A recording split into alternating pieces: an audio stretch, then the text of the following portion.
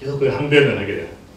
그렇게 되니까 이 엘리후라는 사람이 참 좀 젊은 사람인데 젊은 지혜자가 등장을 해가지고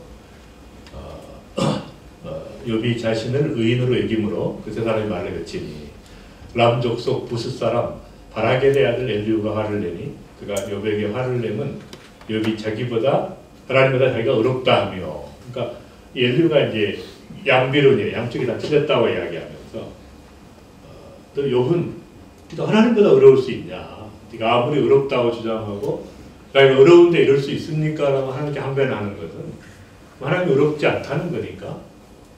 그럼 네가 하나님이 더 어렵냐? 그 다음에 3절에 제 친구들에게 화를 내면 그들이 능히 대답하지 못하면서 욥을 정죄합니다. 무슨 말이냐면 아무리 네가 지은 죄가 있다고 그것 때문에 그렇다고 근데 자기가 아무리 돌아봐도 죄가 없는 거예요. 그럴 만한 일이 없는 것이에요. 근데 물론 이 욥이 이런 처절한 고통 속에서 하나님께서 아예 그 불순물을 조금이라도 있는 감정의 불순물을 다 걸러내게 돼요. 그러니까 죄를 몇 가지 지적하긴 합니다. 자기가 인정하긴 하는 죄가 있는데 그걸 한번 약간 보면은 이런 게 있어요. 7장 21절 보면 7장 21절에 이렇게 고백을 주께서 어찌하여 내 허물을 사해 주시지 아니하시며 내 죄악을 제거해 버리지 아니하십니까? 그러니까 말하자면 뭔가 자기 허물과 과거의 죄악이 있다는 것을 인정하는 것이죠. 계속 파고파다 보니까 그게 나타나는 거예요. 또 한 가지가 13장 26절 굉장히 유능한 거 딸이 찾으니까 누구지? 유능한 사원이 뒤에 팔다리 성경을 잘 찾으니까. 그 다음에 26절 시작. 주께서 나를 대적하사 괴로운 일들을 기록하시며 내가 젊었을 때 지은 죄를 내가 밝혀야 돼. 그러니까 이제 뭐까지 젊었을 때 무슨 죄를 지은 것 같은데 그냥 오래전이다.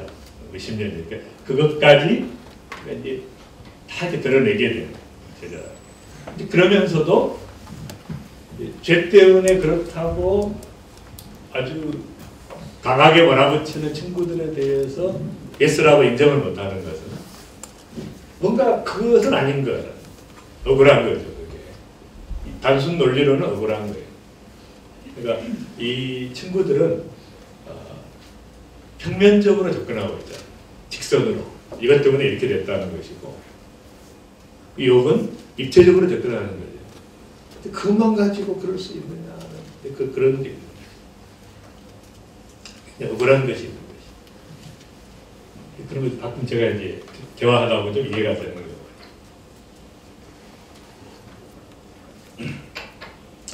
제가 어떤 책을 썼는데 그 책을 이제 한 권을 썼는데 보니까 제가 굉장히 이렇게 그 어떤 다른 책의 패러다임을 이렇게 많이 받아서 이렇게 쓰다 보니까 나중에 이제 책이 나왔는데 좀 비슷한 거예요. 그 책에 그 제가 가지고 있는 수많은 예화들을 모아서 한 건데 그 책이 이제 이미 그런 패러다임이 있었기 때문에 물론 그 책에서 제가 참고는 했지만 이제 좀 표절식이 비슷한 게 좀 붙게 됐는데 어쨌든 이제 잘 해결이 됐어요. 근데 그때 제가 그 오정현 목사님의 그 표절 사건이 있을 때 조금 제가 이해가 가더라고요. 그게 무슨 말이냐면 이게 표절을 하려고 한 게 아니라 자기가 어떤 사람의 그 사상과 생각 속에 이렇게 빠져들다 보면 인용하게 되는데 그 정직하게 어떤 책에도 인용했다고 이렇게 표시하기가 특히 박사 논문은 그렇습니다. 박사 이런 건 참 그 쪽팔리는 게 있어요. 자기 아무것도 없잖아요. 주장이 그러면. 그러니까 이제 살짝 이렇게 인용했다고 그것을 안 해버리고 이렇게 하면 이제 표절이 되니까. 그러니까 이제 그분이 억울하다 이렇게 이제 항변할 때 제가 다 나쁜 사람이라 그랬는데 제가 개인적으로는 좀 이해가 가는 거예요. 뭔가 이렇게 단순하게 이렇게 표절했다고 이야기하기에는 억울한 면이 있다. 그런 것이죠. 그런 몇 가지 이제 사건들이 막 얽혀가지고 그랬는데 그런 것처럼 욥이 이제 강하게 항변을 하게 돼요. 그래서 이제 그런 그 상황에서 이 엘리후가 등장해서 양비로 그렇게 등장을 이야기를 하게 됩니다. 이렇게 하게 되고 그 다음에 이제 특별히 욥이 자기 자신에 대해서 강하게 이렇게 방어한 것이 29장에 나와. 29장에 보시면 29장에 자기가 어떤 사람인가를 강하게 변호합니다. 29장에 보면 얼마나 자기가 존경을 받았으면은 이런 표현을 쓰죠. 29장 8절에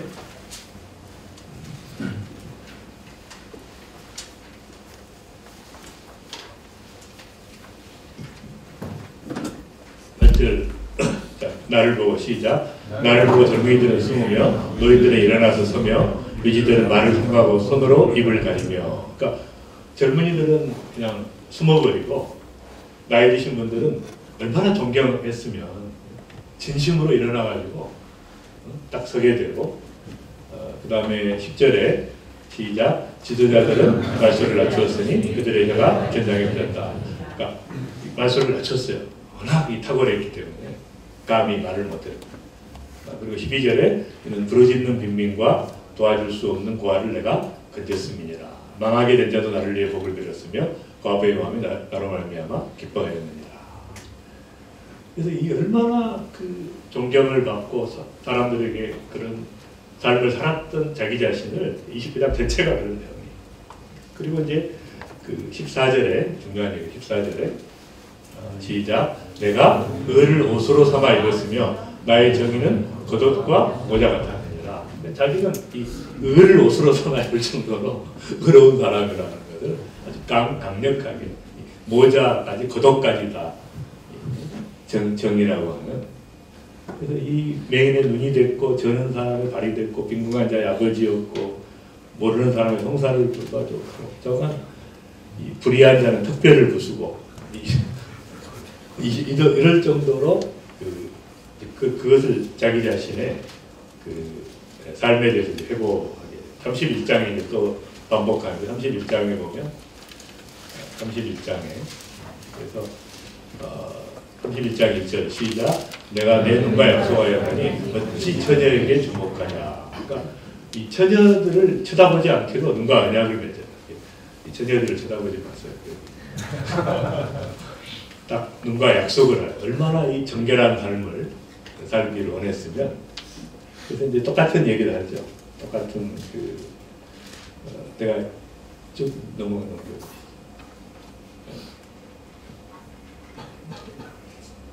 내가 뭐 조금이라도 그런 것이 있었으면 내 마음이 여인에게 유혹되어 이웃의 문을 여파 문에서 숨어 기다렸다면 이랬다면 자기가 얻을 이 재앙이 맞다는 거예요. 내 아내가 타인의 맷돌을 들며 타인과 동침하고 이렇게 했으면 이렇게 하겠다. 도저히 있을 수 없는 일이다. 만일 남종이나 여종이 나와 더불어 장난할 때 내가 그의 권리를 저버렸다면 이런 식으로 이런 일이 있었다면 가능하지만 그런 일이 없었다는 것을 강력하게 양변을 하게 되죠. 그래서 27장 5절 6절이 핵심인데 27장 5절 6절 27장 5절 6절에 보면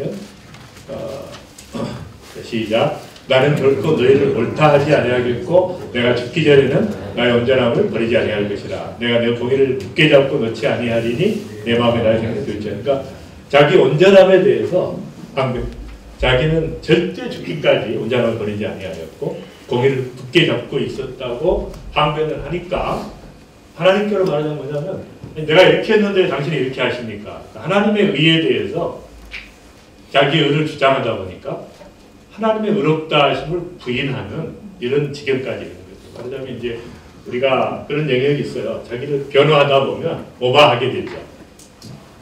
논리라는 게 지금 이제 욥은 정신이 없는 사람이니까 지금 고통 가운데 있다 보니까 컨디션이 말이 아니에요. 그래서 이제 욥의 논리를 쭉 보면은 저는 이제 여러 차례 이 욥기를 읽으면서 왔다 갔다 해요, 약간. 그렇게 자기를 강하게 변호했다가 또 막 너무 깊은 우울증에 빠졌다가 자기를 비하했다가 이렇게 왔다 갔다 하게 돼요. 이런 상황에서 확실한 것은 자기가 온전함을 살았다는 것이고 내 의가 한 번도 내가 의를 얻게 하지 아니한 데가 없었다. 이렇게 이제 고백을 하니까 여기에 대해서 이제 하나님께서 드디어 나타나셔서 답을 내려주시는 게 40장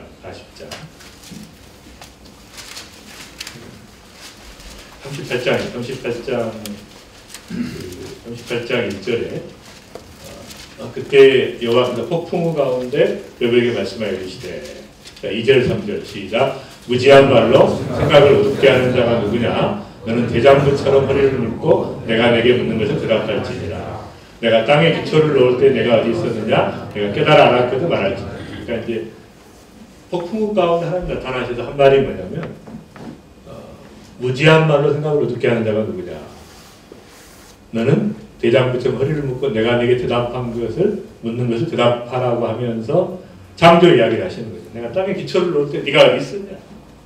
그러니까 전혀 이 영역에 지식이 없는 말하자면 이제 초월적 하나님을 나타내신 거예요.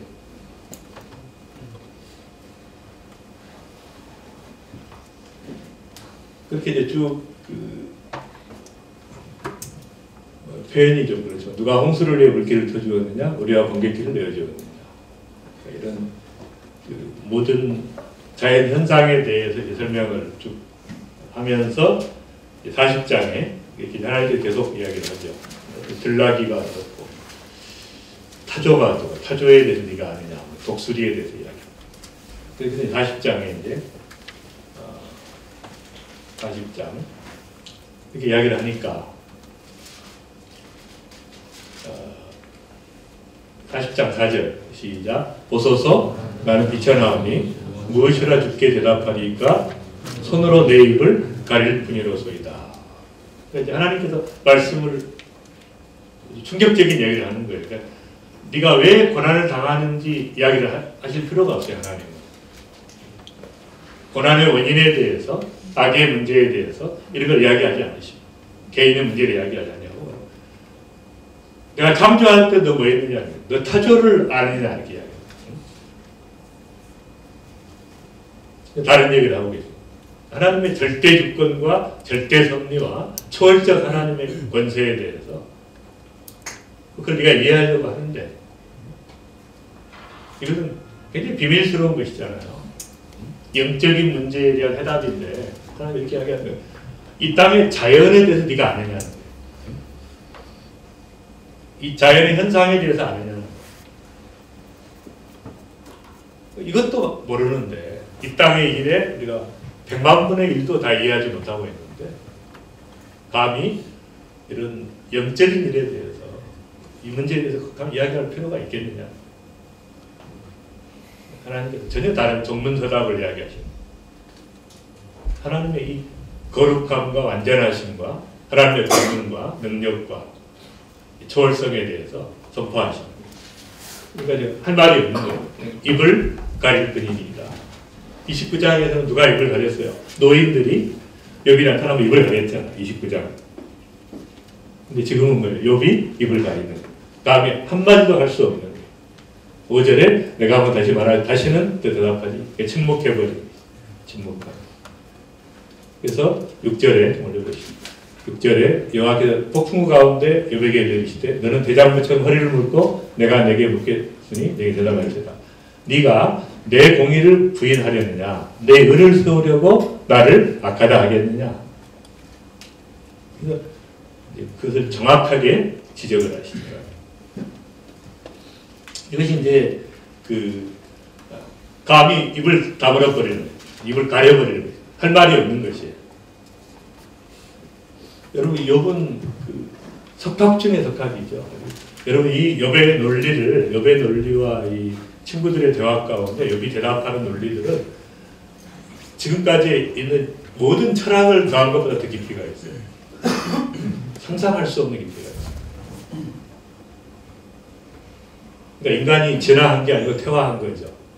고도의 논리가 있어요. 엄청난 것이에요. 셰익스피어 문학을 한번 보세요. 너무 창피하죠. 얼마나 그 수사학이 광대한지 이렇게까지 깊이 있게 설명할 수 있는 이거 지금은 뭐 단순해져가지고 우리가 이 대석학인 욥이 입을 다물어버립니다. 그래서 제가 한 번은 그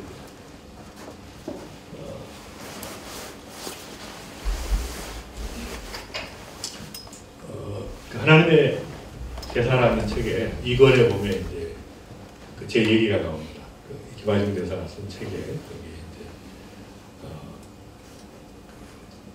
그분이 중국의 대사로 계실 때, 주중 대사로 계실 때 제가 그분에게 면담 신청을 했어요. 저는 그분은 저를 모르지만, 그러니까 어떻게 되나 개인적으로 모르지만 저는 이제 그분을 알고 또 제가 그분이 출석하는 북경 21세기 교회 설교를 몇 번 했기 때문에 제 설교를 몇 번 들었어요. 다시 면담 신청을 했더니 이제 연락이 왔어요. 이제 만나자고. 그래서 이제 만나는 그 이유는 뭐였냐면 그때 당시 저희가 그 중국의 지하교회 지도자들을 불러서 그 선교 훈련을 시키는 그런 프로그램을 제가 진행을 했었어요. 그쪽 금산에서 그런 프로그램을 진행을 하는데 이분들이 비자를 내려다 보니까 다 무직자들이에요. 가정교회 리더들이. 할 수 없이 이제 한국 대사관의 협조를 받아서 비자 발급 요청을 했었는데 이제 제가 만나러 이제 대사관에 갔더니 그분이 그렇게 이야기하시더라고요. 자기가 보통 때는 한 4시간 정도 기도하는데 아침마다 4시간에 기도하는데 3시간인가 기도하는데 오늘은 한 박사님이 저를 만나자고 그래서 6시간에 기도했대요. 하나님 앞에 6시간에 기도했는데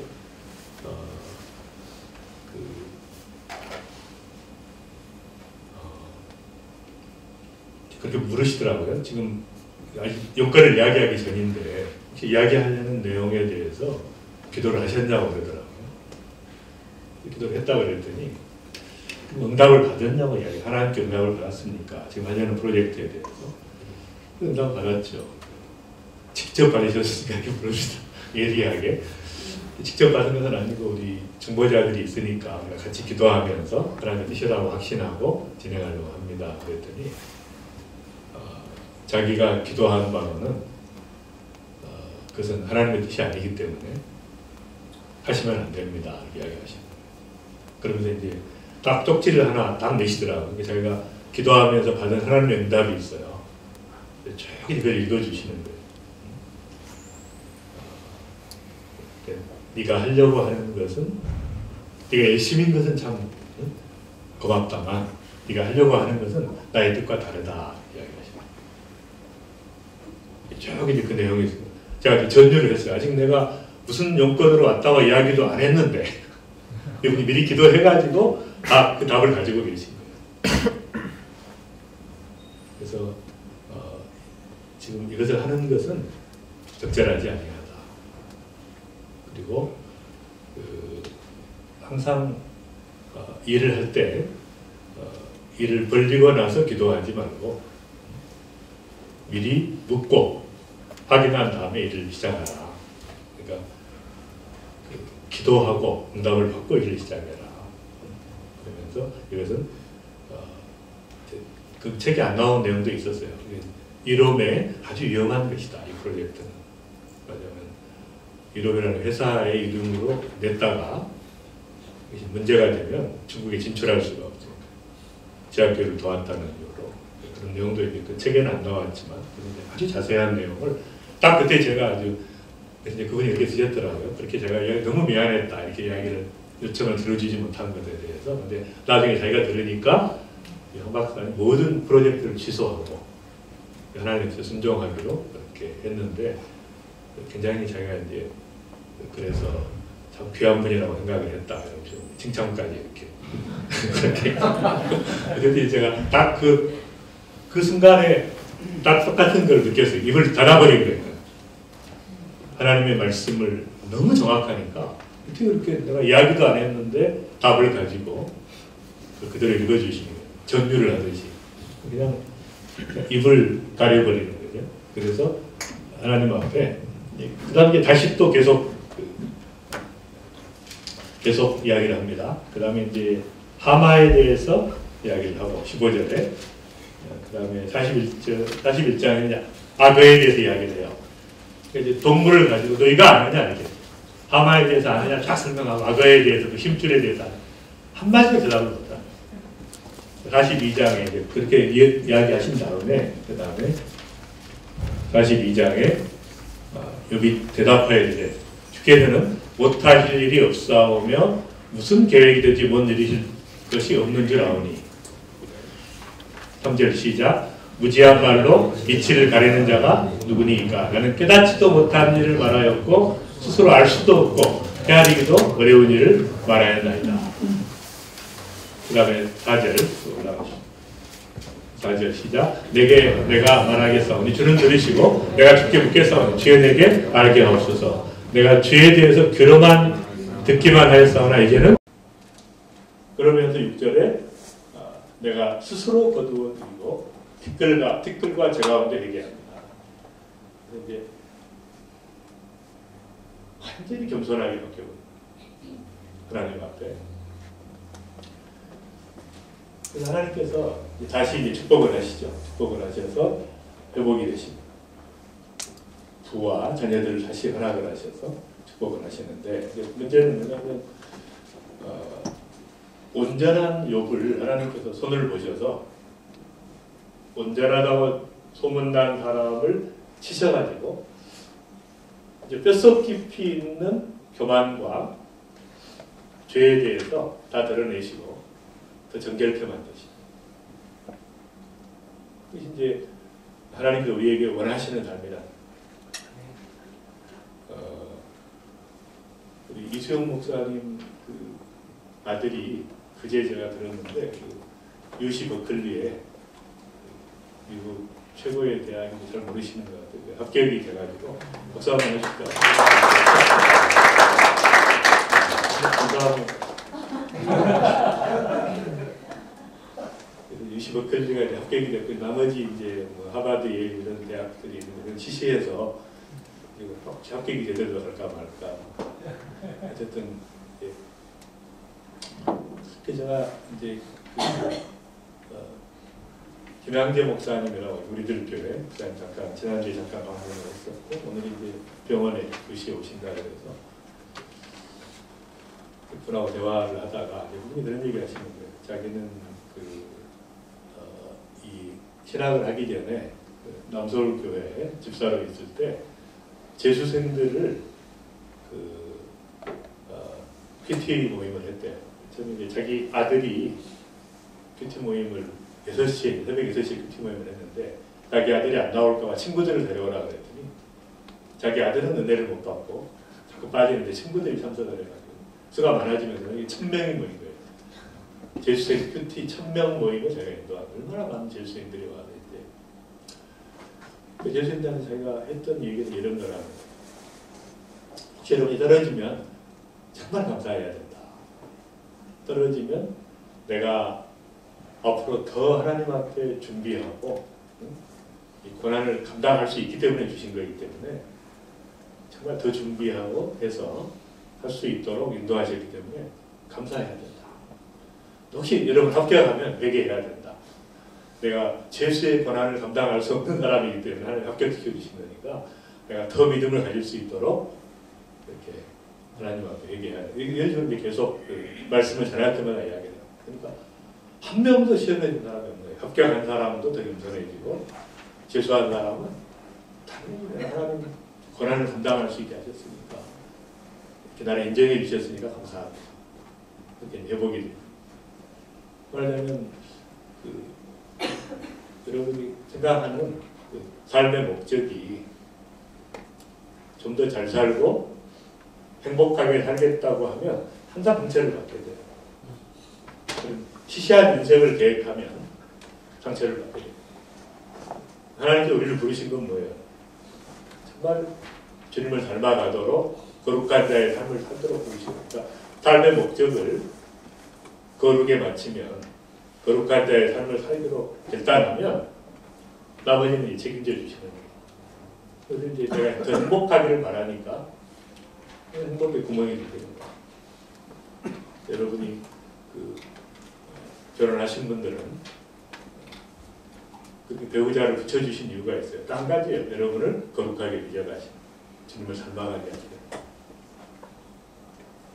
자녀를 붙여주신 이유가 있어요. 자녀들을 통해서 내가 거룩한 자의 삶을 살도록 붙여주신 하나님 그 부르심이 있어요. 근데 그게 포인트를 안 맞추면 계속 고난을 당하게 돼요. 고통스럽습니다. 모든 문제들이. 우리가 이 비즈니스 현장의 부르심은 비즈니스를 통해서 하나님의 뜻을 이루어가고 우리 모든 한 사람 한 사람을 거룩한 자로 이 치열한 삶의 현장에서 빚어내기 위해서 하나님 부르십니다. 하나님 목적에 합당하게 사는 게 좀 중요합니다. 그걸 목표로 삼으면 또 영업 현장에서 막 몸부림치면서 영업 실적을 높여보겠다는 것을 목표로 잡으면 굉장히 힘들게 돼요. 근데 바로 그 치열한 현장에서 하나님의 현존성을 경험하고 내가 거룩한 자로 주님의 형상을 닮아가는 그 목표를 가지고 있으면 어떤 일이 생겨도 감사할 수 있는 거예요. 그래서 욥이 고백했던 것처럼 정말 저는 이제 우리가 이 온전한 자의 삶으로 거룩한 자의 삶으로 빚어가는 비결이 두 가지가 있다고. 하나는 정말 그 탄식의 삶이에요. 항상 우리가 마음에 하나님 원하는 삶을 살지 못한 안타까움이 있고 또 연약함이 있고 상한 심령이 있어요. 그때마다 하나님 앞에 나아가는 은혜가 있는 것이죠. 또 한 가지의 삶은 경탄의 삶이에요. 경탄을 하나님 앞에 하나님 이렇게 은혜를 베푸셨어요. 전 세계를 다니면서 우리 삶의 현장에서 어디서나 하나님께서 정말 놀랍게 우리 가운데 일하시는 것들에 대해서 감탄하면서 찬양하면서 감사합니다. 저는 저희 아이들을 볼 때도 가끔 경탄을 하나님께서 참 하나님 형상대로 주셨고 제 아내를 보면서도 가끔 경탄을 하는 직원들을 가끔 볼 때도 경탄을 하는 너무 감사한 그런 자질들을 주시고 그런 가능성들을 꽃피우는 그런 직원들을 보면 감사하고 또 자연의 아름다움을 볼 때도 경탄을 그래서 여러분 인생이 이렇게 신비롭게 느껴져야 돼요. 삶이 하나님의 은혜로 느껴져야 돼요. 선물로 느껴져야 돼요. 계속 경탄하면서 감사하면서 할 수 있는 기도하겠습니다. 하나님 아버지 감사합니다. 이 아침에 욥기를 통해서 말씀하시는 하나님의 음성을 듣게 하셔서 감사드립니다. 하나님, 우리가 하나님 앞에 우리의 의를 주장하고 우리의 온전함을 주장하면서 자기를 내세웠던 욥이 하나님 앞에 엎드려 회개하는 것처럼 우리가 자기 의에 사로잡혀서 또 자기 증명을 해보겠다고 몸부림치는 인생의 삶을 살면서 수없이 답답하고 좌절하는데 하나님 이 모든 삶의 현장에서 우리의 목적이 이 땅에서의 행복한 삶이 아니라 정말 주님의 형상을 닮아가는 거룩의 삶이라는 것을 다시 한번 깨닫게 하시고 욥을 업그레이드 시킨 것처럼 정말 저희도 날마다 새롭게 되어서 주님의 형상을 닮아가는 날마다 우리가 탄식하면서 주님을 닮아가고 또 주님의 은혜에 경탄하면서 주님의 선물에 감사하면서 인생을 살아가는 은혜가 있기에 주옵소서. 찬양과 영광을 주께 돌리옵고 예수님의 이름으로 기도합니다. 아멘. 네, 수고하셨습니다.